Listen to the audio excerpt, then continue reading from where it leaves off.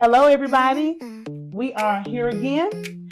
Um, Welcome back to Let's Get Together and Meet. I'm Lakeisha Cribb. And of course, I'm Gloria. And today's conversation is one that is definitely necessary, one that is needed. Today's conversation, we're going to be touching on men's mental health. And of course, June is Men's Mental Health Month. And it is so important that we are introduced and that we know and that we understand what is out there for our male population. Also, we have to understand what it may look like. Um, Depression or the load of And the various things that men carry silently, like yes. stress, anxiety, trauma. Those are the things that come with just the mental health and the mental state of many, not just men and women. But today we're here to highlight men because that's what this is. June is Mental Health Month. And so helping us highlight that is our very own Dr. Damien Johnson. Dr. Johnson, he is an author, licensed professional, a counselor, supervisor. He's a licensed clinical addictions specialist. And we're going to give him a moment to kind of tell who he is, what he does, before we get into the question part of it. First of all, thank you both for not only this topic, but for having me on as a guest just to speak into the life of individuals who may be experiencing mental health issues. June is definitely Men's Mental Health Month, and as you stated before, sometimes the issues that involve men get overlooked, not only by the professional, but by men themselves. So as a licensed professional counselor, a licensed addictions specialist, one of my primary specialty is to bring awareness to mental health issues, mental health concerns. And so if we are aware of these things, then we can be better equipped to be able to address them and deal with them from the root before it blows up into an issue that sometimes can be uncontrollable. And so very important conversation, and I'm grateful to be a part of the panel. Thank you so much for accepting our invitation. Absolutely, we're happy to have you. So for our viewers, Dr. Damien, can you tell us what mental health issues or depression may look like in men? Because men are not going to normally come to us and say, hey, I feel depressed. But can you kind of give us an overview of what that might look like? A lot of times depression in men can really be masked as anger. A lot of times, I always say depression and anger are first cousins. They match so well together, and a lot of the issues sometimes that involve men come out in their behaviors, not necessarily in their emotions. And so anger, stress, some of those traditional things, less involvement in activities, excessive drinking, and those type of maladaptive behaviors are telltale signs that there's something else going on. And a lot of times we look at the observable behaviors, but a lot that's going on underneath those behaviors really set the stage for them to not really know. And I think sometimes as men, we get so to the point where we normalize not talking about our emotions. The old adage, boys don't cry. Right.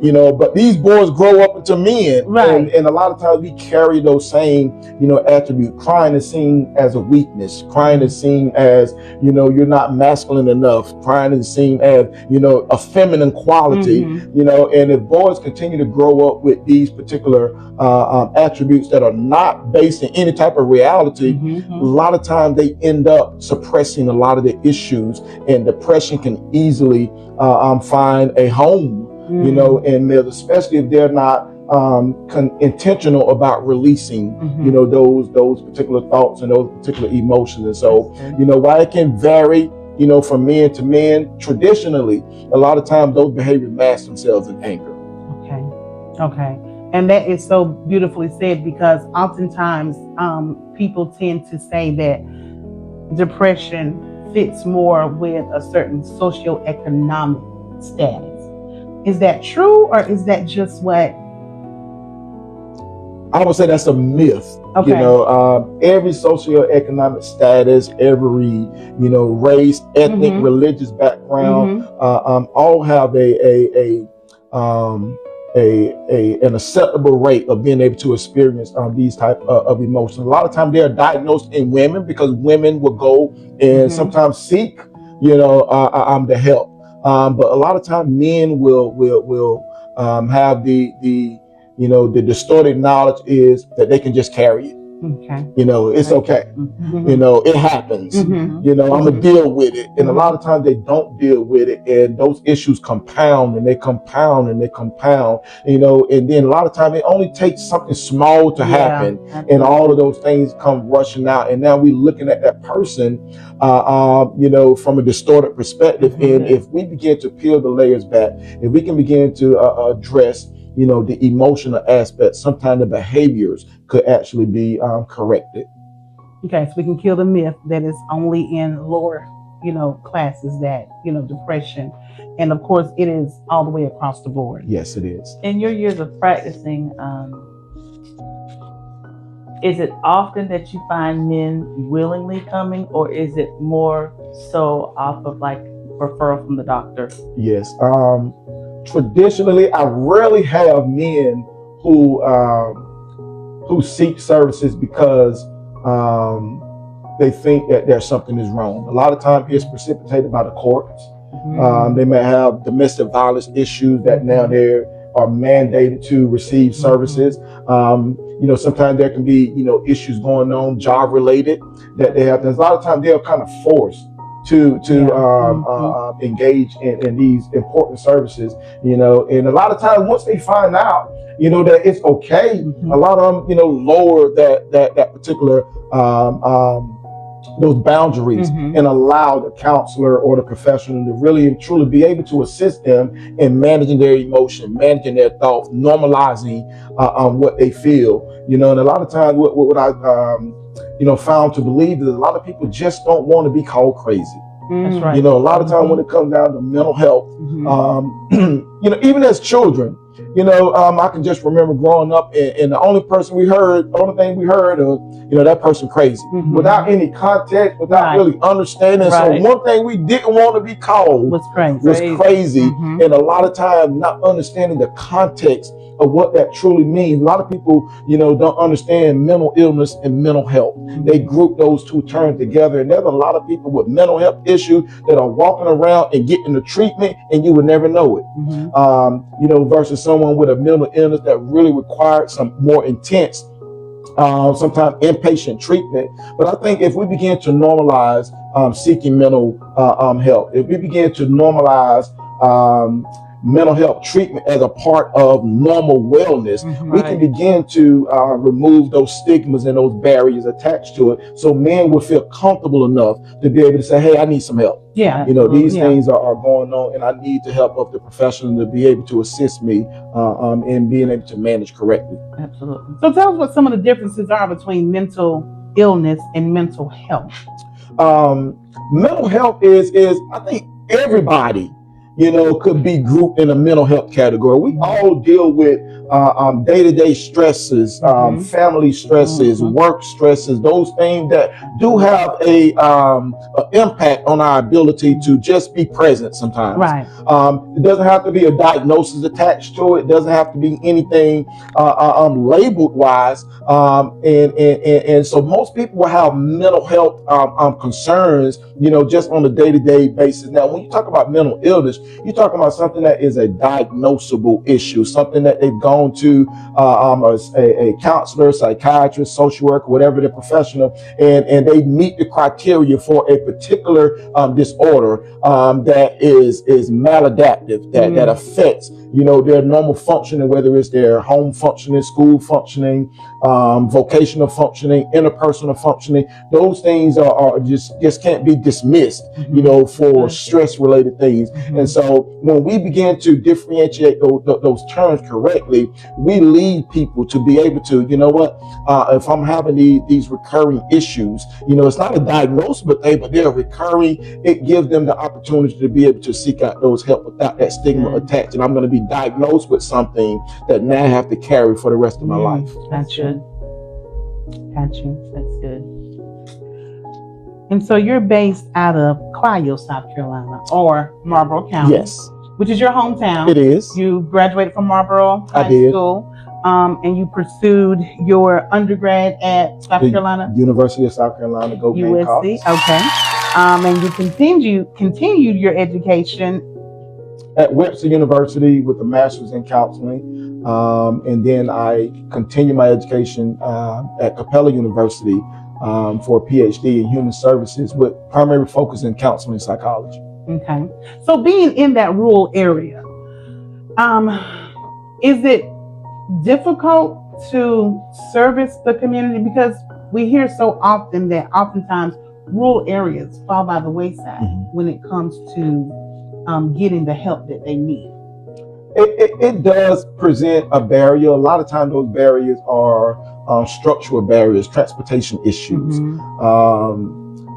just the ability to want.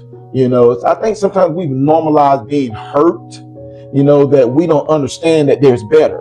I think so many, you talk about generational traumas, you know, a lot in these rural areas, you know, generational, talk of generation. And so you're almost really looking at the child, but you're looking at that brother, or you're looking at that sister, or you're looking at, so there's so many issues that prevent rural areas from being underserved in, and then sometimes just a lot of professionals don't want to serve in the rural areas because of the socioeconomic status. And we know you have to be dealing with a particular population, you know, and a lot of providers don't like Medicaid and they don't like the stuff that go along. So a lot of times those structural issues prevent those in rural areas from really receiving service. And a lot of times rural areas are so wide. Yeah. You know, you can be 20, 30 miles, you know, from the center of the location. And it just sometimes those services are housed in the center. And if you don't have the transportation, if you don't have, you know, the ability to get to those services, and sometimes you just, you know, get lost. But I can say that the virtual world has really opened the opportunities for those in the rural areas to be able to receive those services. But then you run into the issue of internet connectivity and some of those issues that now present another barrier. And so, you know, while those issues are there, there is a concerted effort to ensure that rural areas have access, you know, to the proper services. So counseling, medical services, and those type things that are so important to the overall health of the individual. And just for clarity, when you say the virtual world, we're talking about telehealth.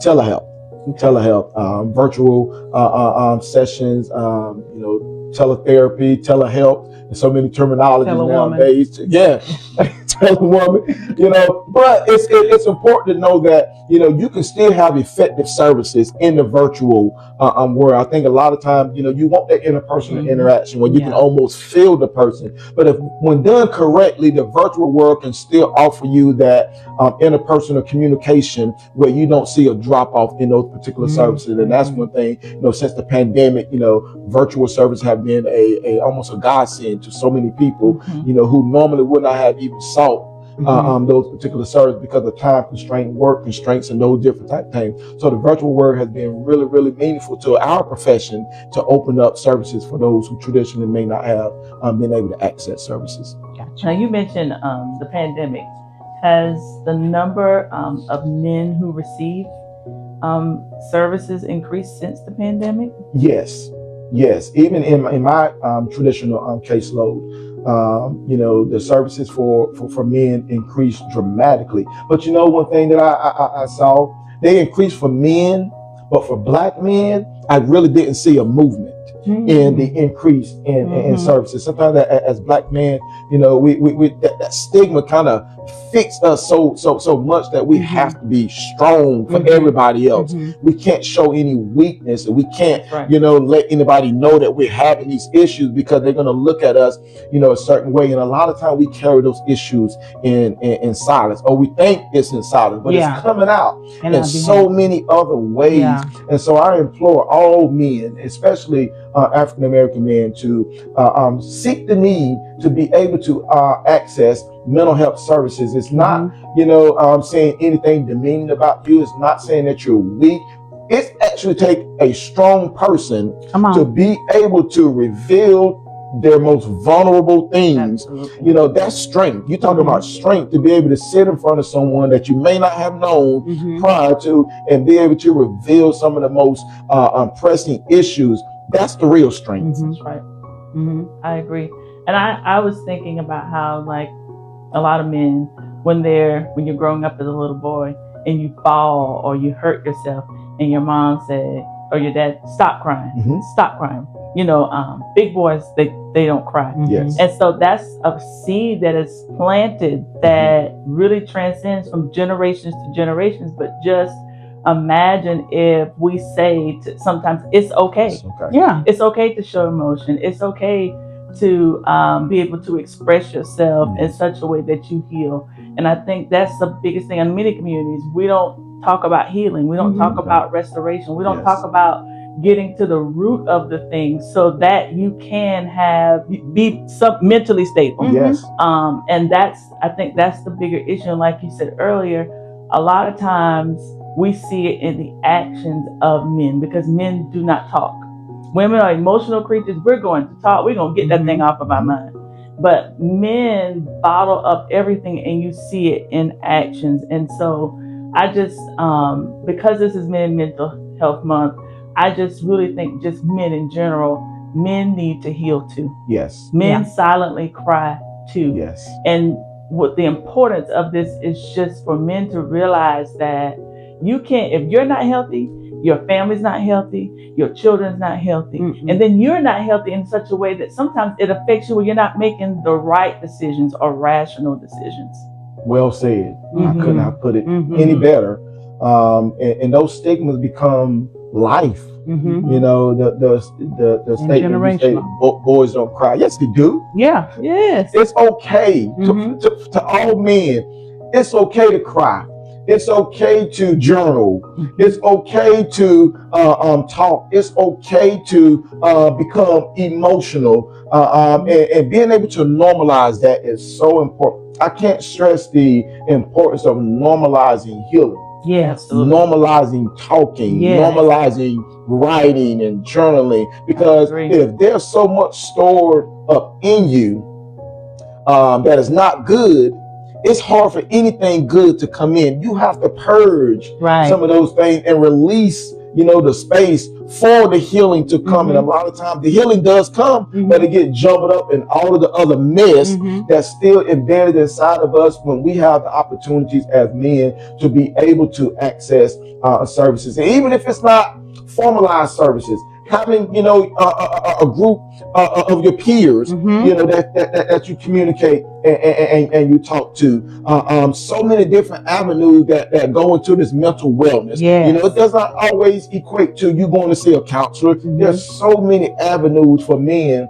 if we just seek and choose to normalize that. The statement, it's okay not to be okay. It is okay not to be okay, but it's not okay to stay not okay when there's so many services that can really, really be impactful in the lives of men that, as you say, that now trickle down to the family unit and to so many, other aspects of their lives.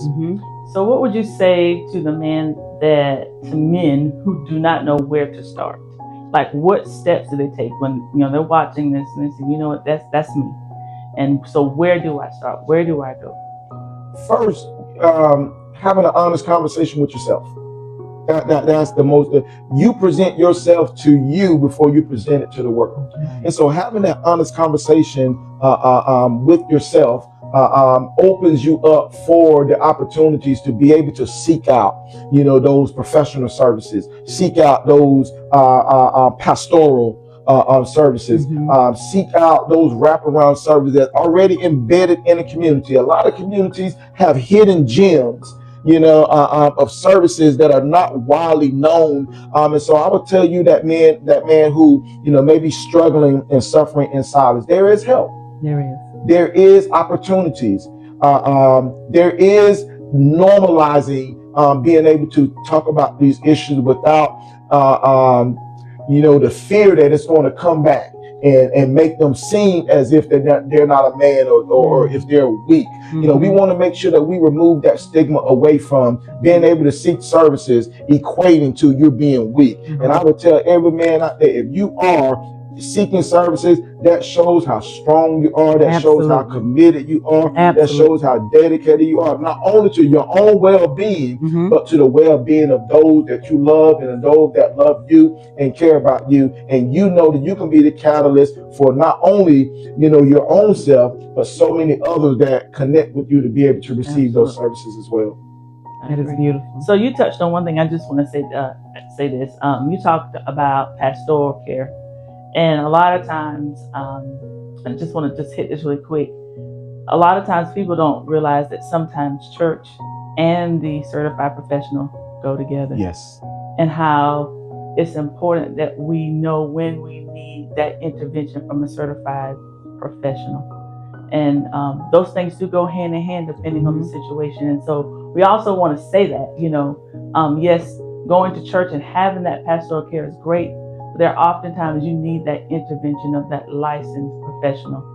And those two working together will make a huge difference. Yeah, as well. that's so important. And I'm a minister, of the gospel, and I love the relationship that I have with the Holy Spirit and with the teaching from the scriptures. But I also love the practical professional knowledge that I have as a counselor that can now connect better with those scriptures. And now I can meet a person where they are and help them, come to the point where now they're resolving, issues within themselves. And so to pastors, to lay leaders, to those who are in the church, there is nothing sin-based by receiving professional help from counselors. And I want to help normalize, the church being an advocate, for mental wellness, mental health. That includes scripture, that includes prayer, but also include the help of the trained professionals that now can help their congregation or those members connect better. And so we definitely, that's one of my missions, is to help pastors, not become counselors, but become aware of the things that they could be doing within the context of, their church congregation, to offer these particular services. If not, themselves, for inviting, seminars and workshops and different type things where it don't have to be a regular part of service, but those things can be added additions that can really strengthen, the congregation and really get people to the point where they are being healed, versus masking, those issues. And honestly, we have a lot of people that will come to church that will shout up and down the aisle, but go home and go in their room and cry for the rest of the day because of the issues that they're dealing with, that they're so afraid to come to the church with, because somebody's gonna say, well, you didn't pray hard enough, or you must have done something, and so they are spiritually connected, but they're still disconnected from their healing. And being able to offer these particular services in a healthy manner could really be impactful in moving the church forward, as the individuals move forward as well. The church and the family, because we all know that, according to the word, that if the head is diseased, and we know that the men are the head of the family, and if there's an issue there, then the whole body feels it. And so church leaders, it is okay, as this man has so eloquently said, it is okay to include counseling into the family to help strengthen the family. And so with that being said, we're talking about men, but now let's talk about it as a whole family unit. It's important, as a family unit, because you're talking about a system. Families are systems. So what affect one, as you just stated, affects all others. And being able to heal as a family. I've seen families heal from generation, and it's amazing, you know, for those who become committed to repairing, you know, some of the mistakes and some of the things of the past to offer their generation and the next generation a better outcome. And so being able to create, and there's something that families can do as a practical solution to addressing mental health issues. Family meetings are so important.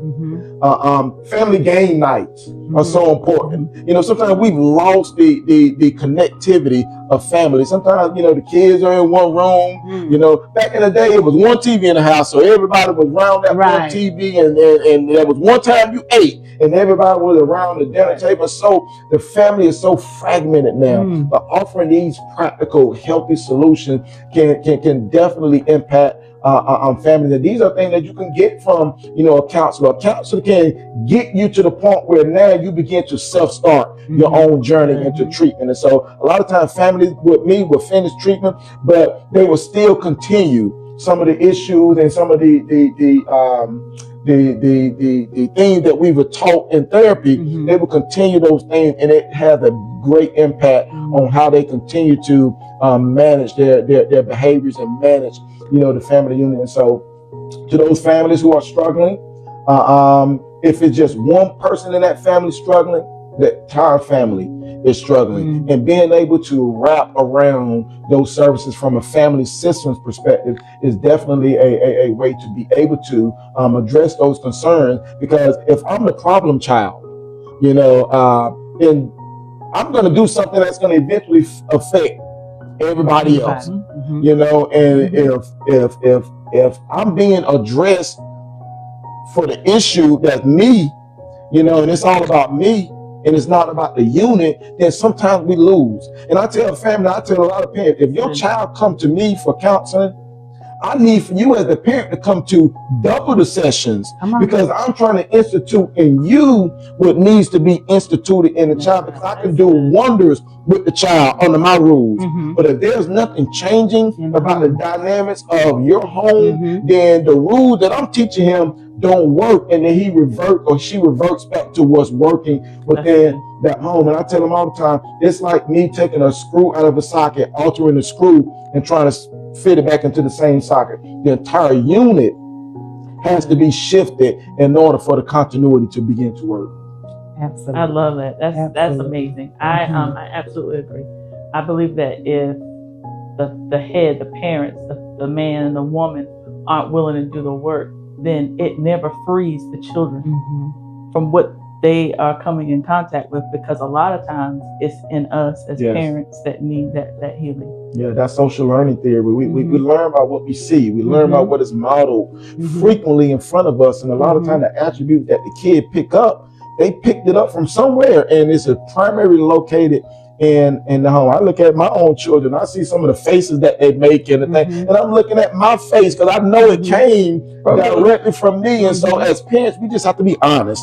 You know, we're not perfect, and we make, you know, mistakes as parents, as leaders, as adults. But when we come to the point where we are, you know, ready to reconcile, you know, when we accept the responsibility of the reconciliation, it really impacts the entire family. There's nothing more satisfying than seeing a mom and a dad and a family working towards healing the entire unit. And that's you know, something that's definitely impactful in our world. That's good. That is. So you wrote a book. I did. And a really, really, really good book. Thank you. And so share with everyone about your book, and what really prompted you to write this particular book. I'll let you share. Thank you. The book is entitled "I Feel Like I'm Invisible," and the book started out as a poem. I had spent all day counseling, and at the end of the day, I just started revisiting all of my sessions, and I realized that I was seeing the same child in every session with a different face. Wow. And I just began to write. I feel like I'm invisible, and it was actually one of the little boys said, "But I just sometimes feel invisible," and that stuck, with me. And I realized that how many other kids, feel like this child right here. And so the book is entitled "I Feel Like I'm Invisible," and it chronicles a young boy who everybody knows. Everybody knows his name at school. Everybody knows his name in the community, but not for the most appropriate reasons. And so I feel like I'm invisible, but everybody knows my name.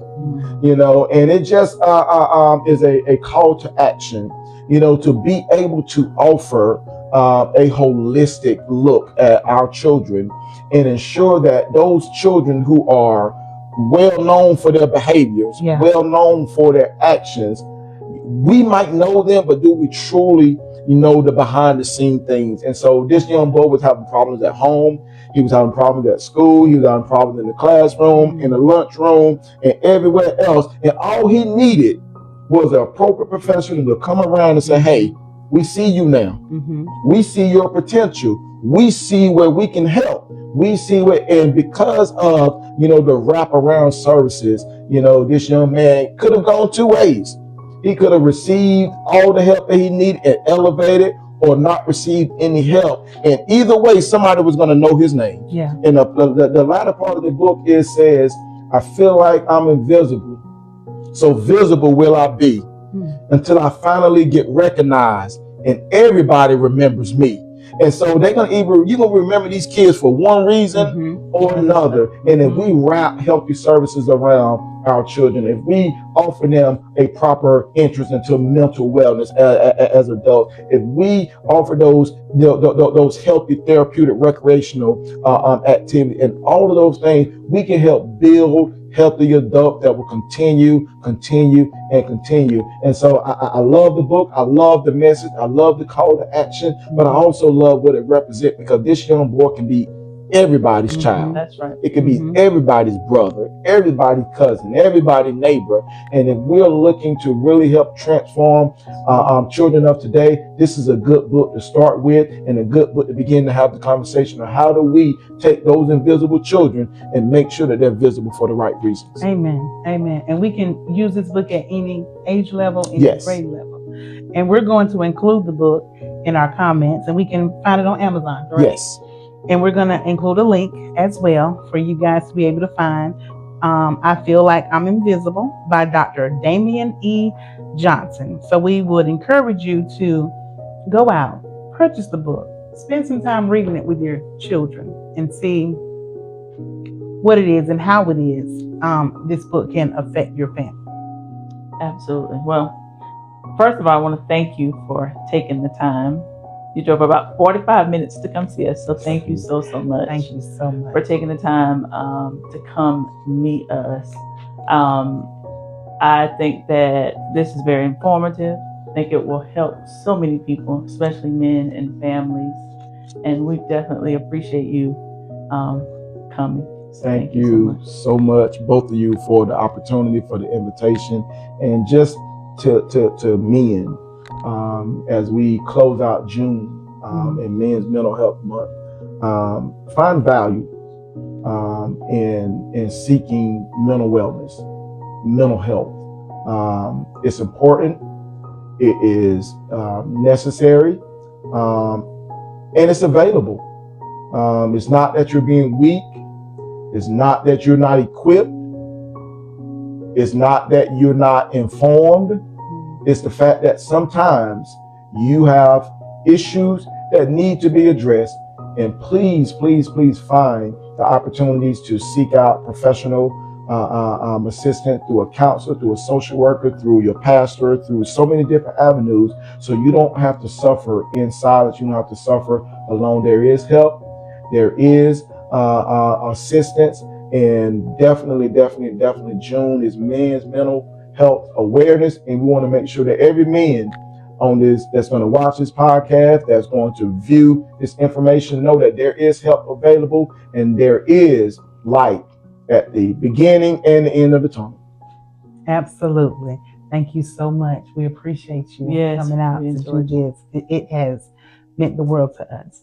And with that, Well, this wraps up this episode 2 of Let's Get Together and Meet. We'll see you at the table again.